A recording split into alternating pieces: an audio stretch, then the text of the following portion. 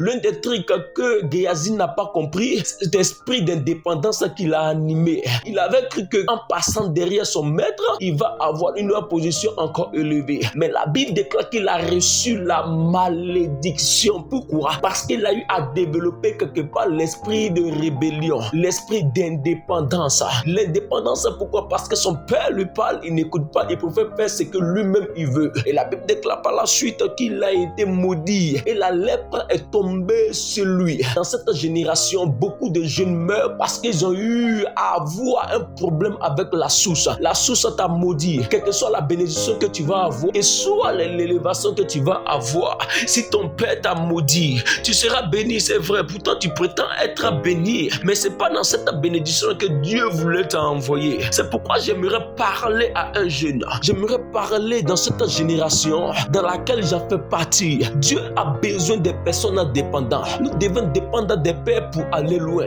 Comme un proverbe pouvait le dire, un vieillard assis voit plus loin qu'un jeune debout. Cela veut dire, toi le jeune, tu prétends connaître les choses, mais tu ne connais pas. Le vieillard est plus avancé que toi. Qu'est-ce que tu as vu que lui n'a pas vu auparavant? Qu'est-ce que tu es en train de faire que lui n'a pas fait auparavant? L'une des meilleures choses que tu dois avoir, c'est le conseiller des pères. C'est pourquoi la Bible nous dit ceci, que le fils et le père ne forment qu'une seule personne. Le fils est lié au père. Frère, si tu honores ton père va t'honorer. Si tu honores ton père, tes fils vont t'honorer. Regardez quelque chose. Dieu établit un principe.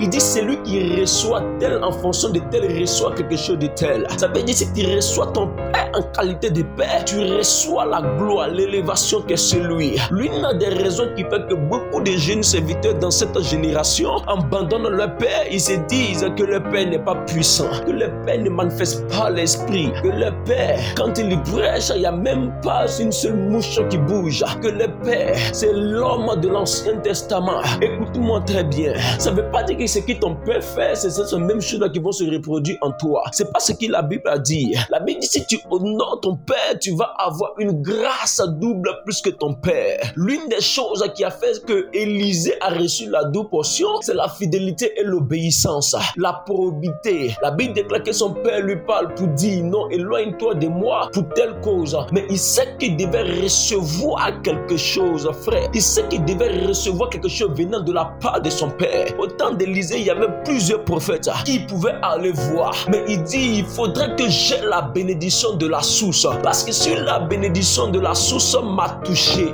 si la grâce de la source est tombée sur moi, assurément je vais réussir et je vais avoir ce qu'on appelle la double portion. Frère, tu veux aspirer aux grandes choses, aspire d'abord aux choses que Dieu fait au travers de ton père spirituel. Tu as besoin d'être dépendant, frère. Nous avons besoin d'être dépendants.